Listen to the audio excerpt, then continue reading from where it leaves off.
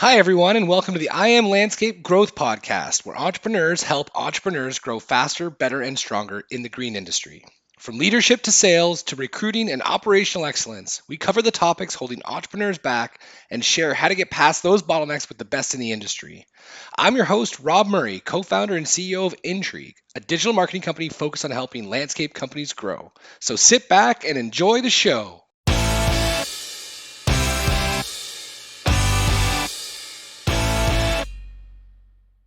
All right. Well, hi, everybody, and welcome back to another episode of the I Am Landscape Growth Podcast. Today, I have a pretty amazing guest. I think she'll be able to bring a unique perspective to the industry. Britt Wood, CEO or Chief Executive Officer of the National Association of Landscape Professionals. Britt, thanks so much for doing this. Rob, thank you so much for having me. It's a pleasure to be here.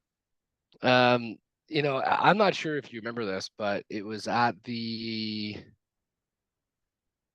so when I guess it was the last time I think Elevate was with Equip. So last time you were in Louisville is 2021. Yeah.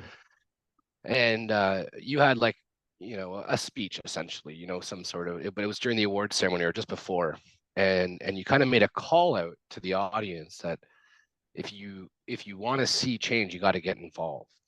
And, whether you're volunteering your time, your money, both, your team, whatever it might be, the only way we're going to change what we're doing is if people get involved that want to see change happen.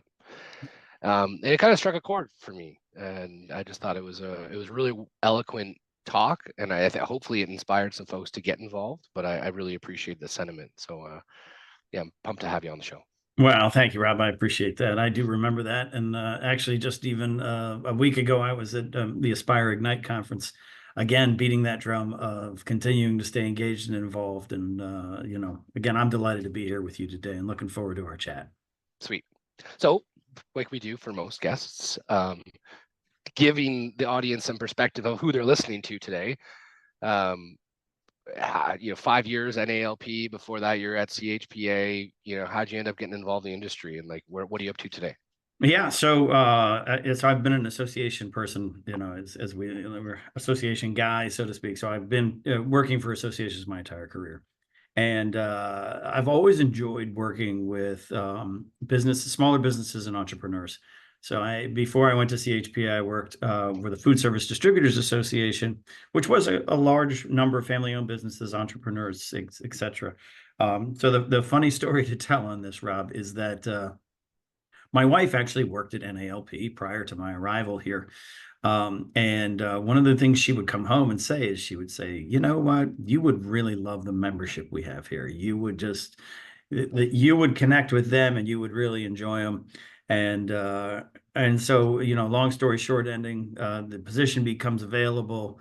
I get involved in the search and here I am, 5 years later. The funny story about that, though, is that the first person that I terminated when I came on board was my wife. So you can imagine how much fun that was at home, right? She knew it was coming. It was all part of the deal. But okay. Still, yeah, though, no, it was that is it's always kind of a funny end to that story. that's an interesting first move too. When you get to an organization, well, at least you're setting the tone that That's right. we're It all was about just a high performance culture. Yeah, she and I, we're good spouses. We are not good colleagues. So, Oh, anyway, that's great. Oh, I kind of funny appreciate story. Yeah. appreciate sharing. So, I mean, interestingly enough, that you say about the membership, one of the things we found. So, we're actually 17 years old today. So, Intrigue, we were Congratulations. started 17 years ago. Yeah, thanks. And through our, almost 2 decades of trying to find out who we are and discover ourselves and be our best, we've, participated in a lot of different industries. At one point, we were part of credit unions and insurance, HVAC, but it wasn't until we hit the landscape industry where we found something I think is remarkable about the folks: the willingness to collaborate and share, like the openness of the group and the work hard, play hard nature of everybody. I've never seen before. I couldn't agree more. I've worked for big retail, food service distribution, consumer, manufacturers of healthcare products. I've even worked with civil engineers for a brief amount of time. Nobody shares like this industry does. It's so and it's so refreshing. It's amazing. It really is. And you're right. They work hard, they play hard, but boy, they really boost each other up. And that's what's really so exciting about this particular industry is that they're all in it together. And I know we're going to talk about what's inhibiting their growth, but I think part of what in our mind inhibits their growth is also what makes it so easy for them to share and to be open, because there is so much work to do, and that not everybody can possibly get it done with the amount of labor that they have. So Yeah. um, Well, even people in their own backyard are willing to talk about what's working and what's not. Where I find I've never seen that before. yeah, And I think for anybody listening who isn't part of an association, whether it's at a state, province, or national level, whatever it might be, you don't know how open it is until you get involved and start listening to these people that have been where you want to go, or are going through what you're going through, and maybe you have a story to tell that might save you some scar tissue. So yeah, I think that's a huge part of it. So it is really remarkable. with that all in mind, and the theme of this show being, the primary growth constraint holding entrepreneurs back in the green industry, and your viewpoint, which is different than most, right? Like having a broad membership like you do at a national association level, so advocacy being usually a big part of that whole initiative.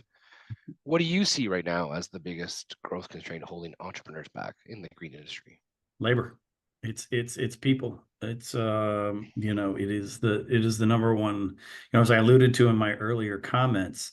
Part of what I think makes this industry great is that there's so much work to do, but we just simply don't have enough labor to do it. And for a national association, we hear it. It doesn't matter where you are in this country, everyone's struggling to find people. And for those few that aren't struggling right now, they're always counting their lucky stars that they can do so. And from our perspective, we have to attack it from several different angles, because what we want to do is build the industry up and make it so that more people are excited about getting involved. And we do that in a lot of different ways. Your advocacy is one. So we in the U.S. we have something called a guest worker program, H-2B program. We regularly fight to get the number of visas allowed to grow. I will say, for the first time in 2023, since they'd enacted this particular legislation back in 2007, we actually got the maximum number of workers allowed under the law. So it was, we get Well, that's a big 68,000. deal. Yeah, 68,000, then another 64,000, but they go like that. And so guest workers is one way to solve the problem. But we also have to do a better job of attracting the future talent. And so we have something called a National Collegiate Landscape Competition Yeah, that you we, do. yeah, and NCLC is, as those who are familiar with it, and it is a fantastic group, right? We bring in roughly 600-700 students a year, and it's a recruiting fair, but it's also this really wonderful competition, gets kids excited. But we've also recognized that that's not early enough, right? So now we're digging in with a group called Skills USA, and we'll be starting a competition for high school kids. And then even more unique to that is that we have now started our own game called on Roblox. If any of your listeners are familiar with Well, I Roblox. saw it at the leadership forum when I was Yeah. looking at the centerpieces at the tables. I was like, what's Roblox doing here? And then I was like, wow, that's a really cool concept. So obviously you need to share it. Yeah, yeah. So it's the idea is that we want to get the kids and get them excited about being outside and plants and designing, right? And all the elements that really kind of make our industry a little bit sexier, if you will. But we're trying to reach these kids so that they have an appreciation for the outdoors. And along the way, certainly saying, hey, landscaping is really good. So it's actually, the game is called Landscape Design Empire. And as kids like to do in video games, but it's interesting. I believe the last time they checked in, we had well over 10,000 users on the game, and the game's still relatively new. How cool. Yeah, yeah. So kids are playing it. And I said the average age, I believe, is between 8 and 12 right now that are really getting involved in the game. So, but that's the recognition of saying, okay, we can't, other industries, trades, but, other industries that are similar to ours, we're all competing for talent. We've got to make it so that people, when they think about the green industry, they get excited about it. And by hitting them as young as we're hitting them, we're getting it in their minds about what a great place this is to be. So it's a little bit of a different approach, but so far so good, and we're pretty excited about it. Well, and I mean, like it's interesting when you talk about advocacy. typically I think about the idea of like what you said at the beginning, the H-2B program as a great example, lobbying the federal government to help support the industry that you're trying to advocate in behalf. But then you talk about advocating to like the youth. Like it really is both ways. It's not just advocacy from a government perspective and lobbying, whatever, and funding, blah, blah, blah. But the idea of getting, landscape design into the minds of an 8, 9, 10, 11, 12-year-old, I mean, that's amazing. And again, going back to this idea of being a part of an association, whether you have the time or you don't have the time, I believe that there is some sort of obligatory corporate citizenship, I think, within an industry that might be considered to like fund these types of initiatives, because it's what's good for the goose is good for the gander. Yeah. Yeah, and actually, so the two programs that I just talked to you about, the Roblox and the high school stuff, we're actually running through our foundation, right? So the foundation is really championing this, and they're the future workforce champions. But again, yeah, all these things take funding, but part of that is we fund things through our events and other opportunities, but also through our dues. But I would say that it goes back to that our earlier conversation about getting involved and engaged. It's so important that you do so. You and I were chatting about this a little bit before we kind of got on the show here, but some of the most successful people in business are the people that get involved and get engaged and volunteer. And I really got some unique individuals just that pop into my mind about talking about, and one of them is Mike Bogan, who is now, he's stepping down from our board, but he was our president 2 years ago, our past president. He runs Land Care. And Mike will tell you he gets so much more from the association than he gives. Right. He just finds that it's so rewarding. First of all, he's made great friendships. Second of all, he's learned a lot. He gets challenged, and it's not just from other big companies, it's from small companies as well. There's so much to be gained by being in the same room with folks. You're volunteering your time, but at the same point, you're getting access to minds that you might not otherwise get access to. And you're able to ask them questions and hear their stories. And it's just it's such a powerful way to grow. And not many people think about it that way, right? People Well, think, oh, the association, blah, blah, blah. But it's a great chance to grow.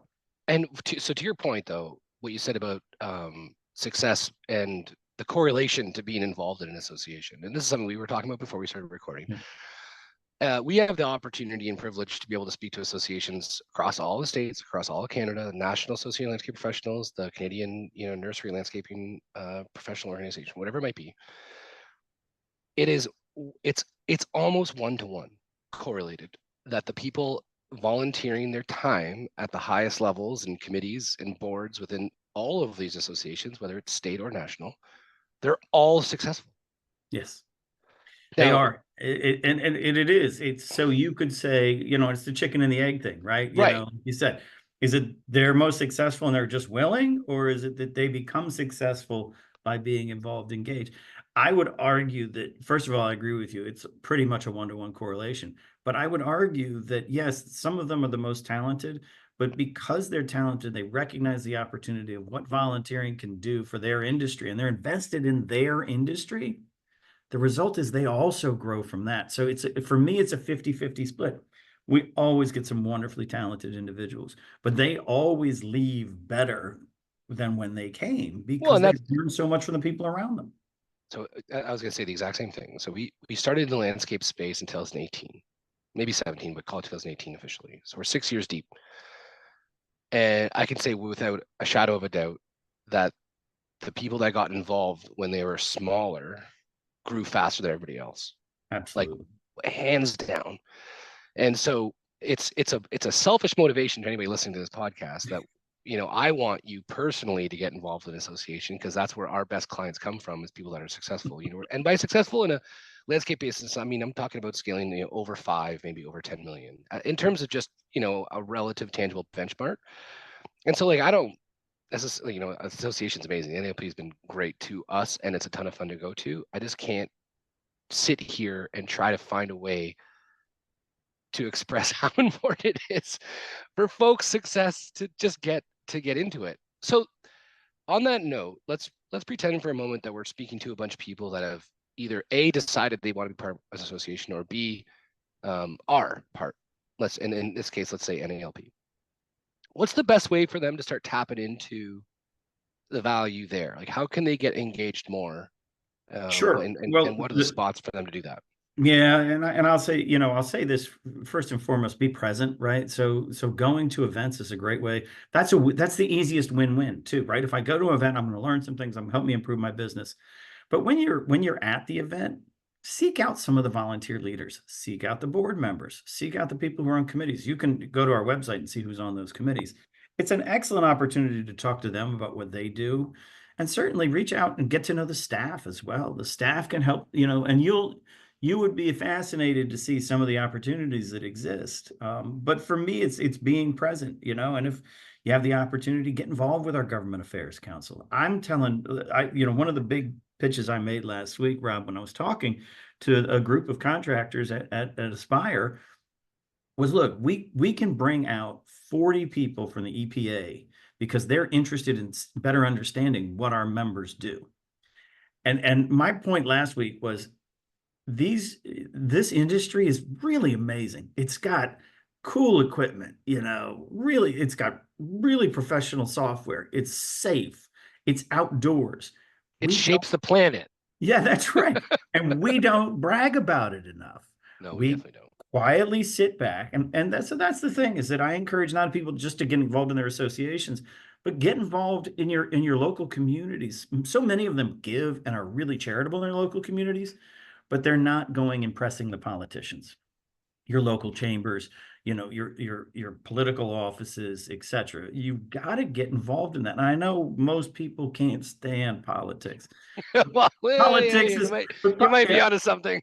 yeah. So, but politics is unfortunately a necessary evil in life.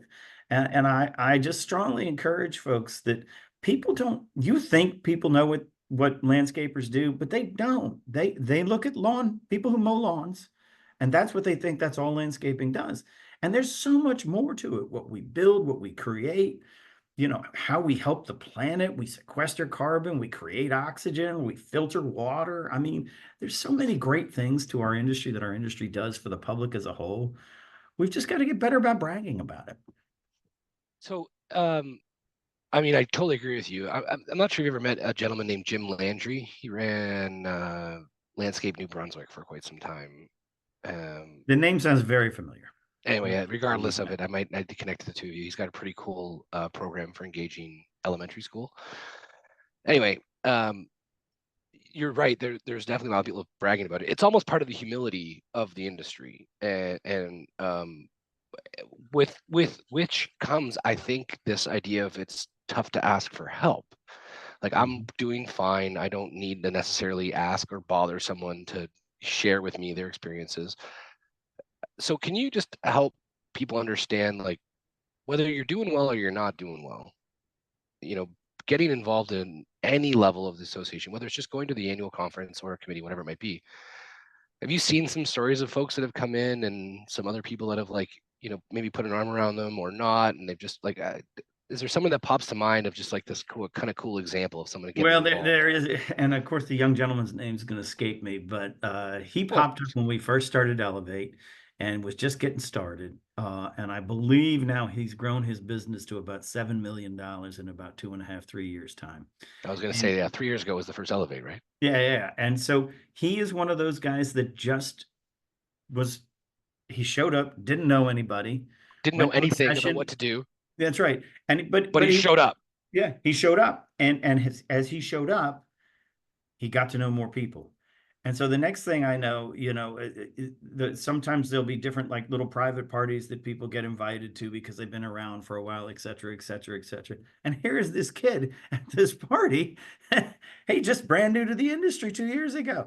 But I think that's the other thing that people have to take advantage of that is so unique about this industry. People will welcome you with open arms. Open arms. It is. And so, to that end, like I said, just come, and don't be afraid to ask somebody a question, and you'll be amazed. I think the other thing, that because this industry is so open, you don't know what you don't know until somebody tells you. But boy, the difference between this industry and all the other industries I've been a part of, not only will they tell you something new, but if you come up to them and ask them, and how they did it and where they came up with it, they'll tell you all that too. And it's just it's a gift. It really is. So, It is that. we really encourage people to get involved and get engaged. And, if you haven't realized it yet, you're part of a great industry and you need to take full advantage of it. So going back to this idea of the gift, right? So, you've got this membership. You've had a chance to talk to many folks in the industry. You probably understand the landscape. No pun intended, more than most. When you look at this idea of people getting held back by labor, have you seen a couple of success stories where people are fully up, they're staffed up, and they've done something right, and something maybe you can share with the audience of what those folks are doing? Yeah, I think part of it's also making sure that you understand what kind of culture is going to be successful in helping you uh, maintain your employment base. Retention is so important. Recruitment, I think sometimes people get lost in recruitment, but retention is really where it's at. And then you have to look at your culture. And there's different ways to attack culture. There's some people that just take it on differently than others.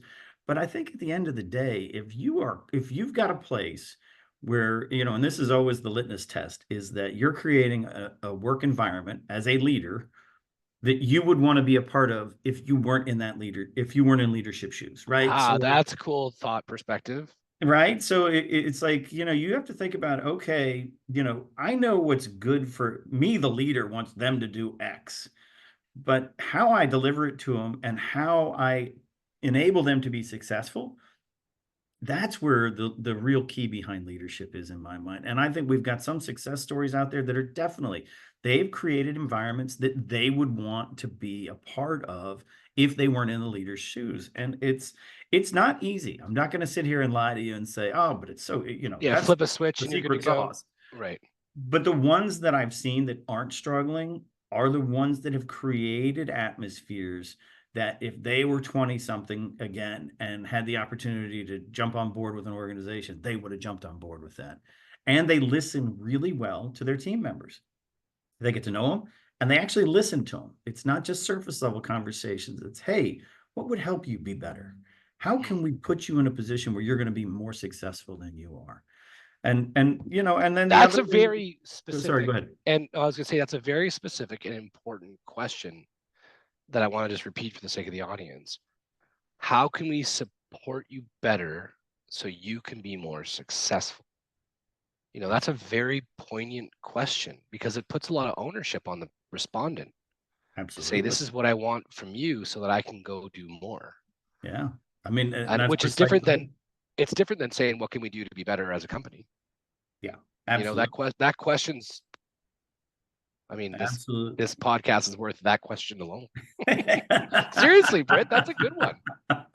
But it's You an do important you do realize though, I'm selfishly just looking for expert advice, right? Like this podcast is just a vehicle for me to get unpaid consulting from all the best professionals in the industry, and I just happen to pretend like it's a show.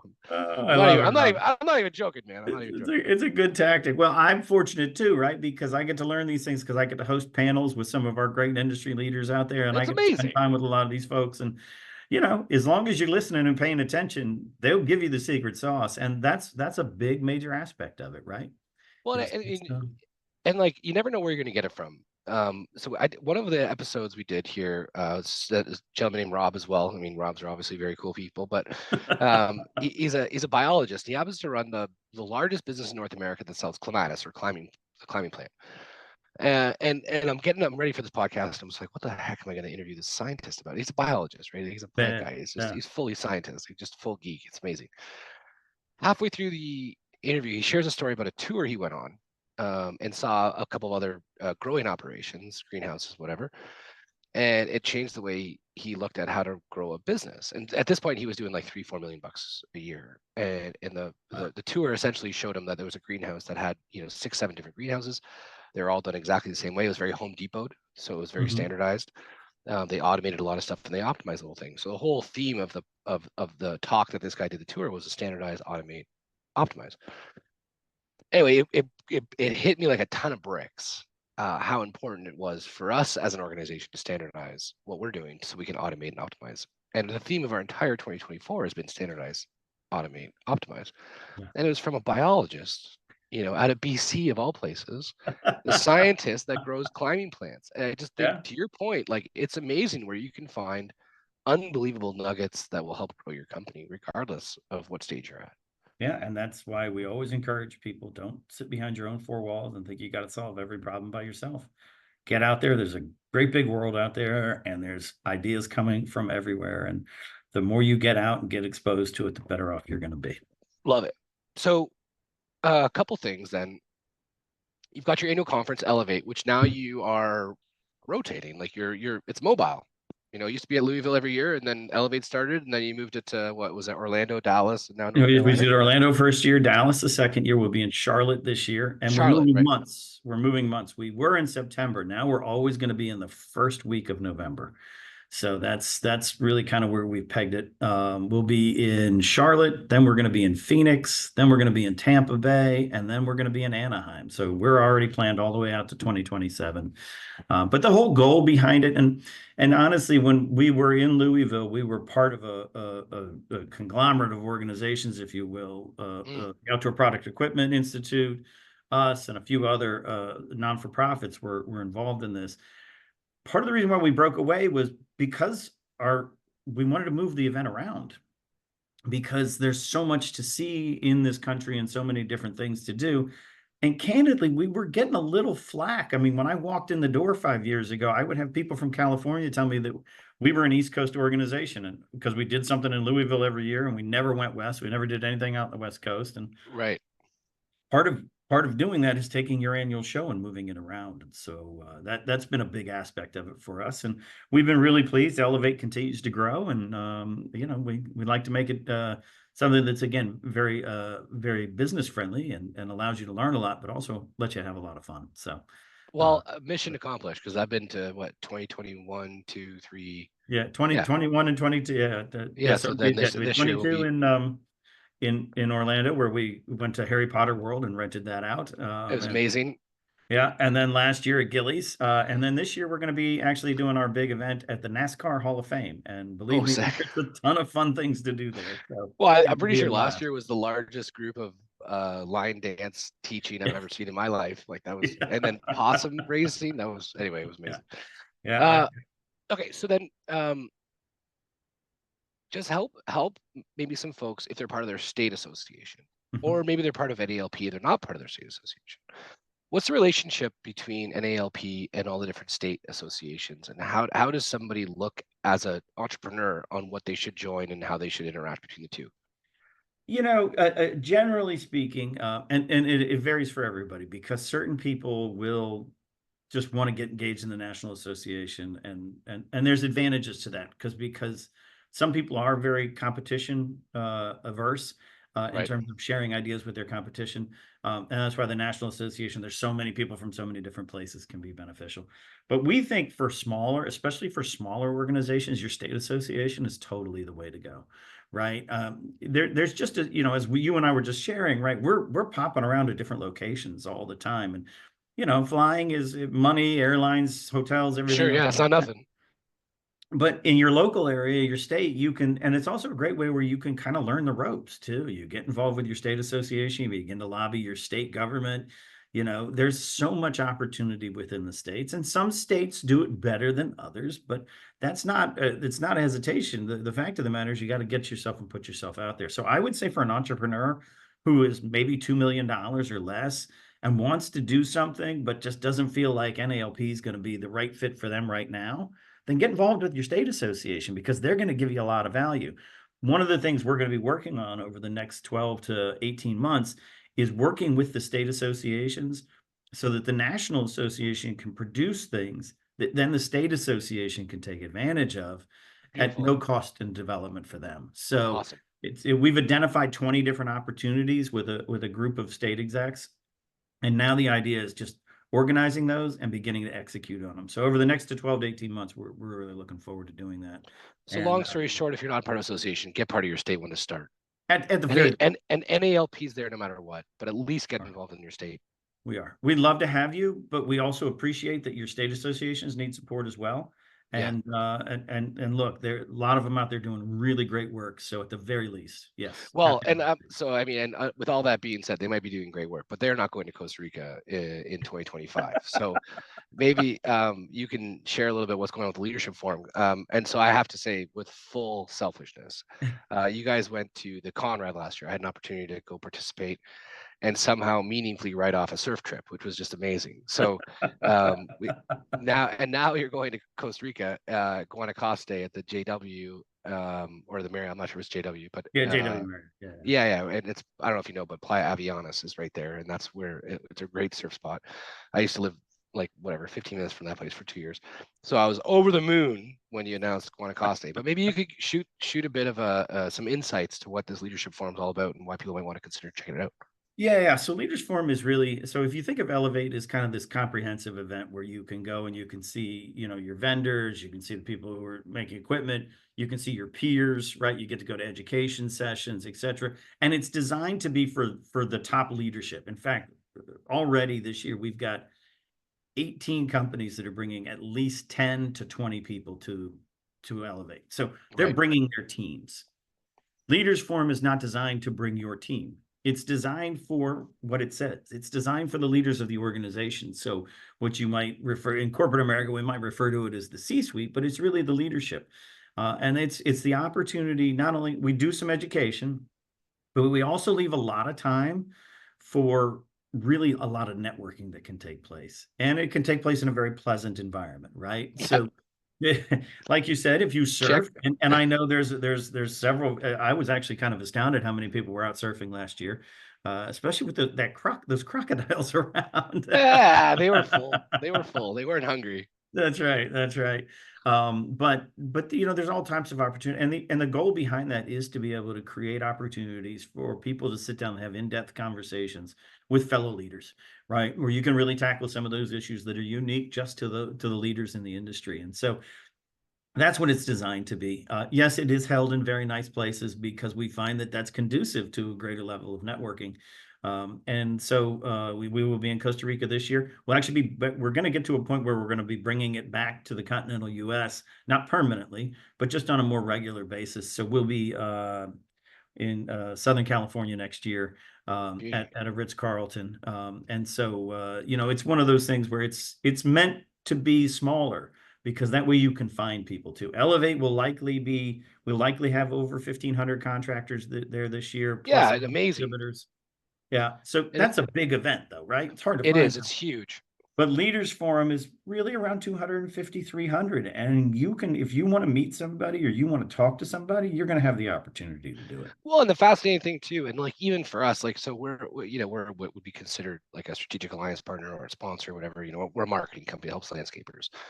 But we were at well, actually both Elevate and the Leader Forum. Like everybody was just so open and responsive. Like it was just amazing. Now I think you have to go there with the mindset of trying to serve and help. Like you can't be there trying to look for business cards and just take. That's not how life works. But it was unbelievable, and it was a gorgeous environment. Everybody there was amazing. So I just really appreciate you building the environment so people can go do something like that. Well, that's the goal, right?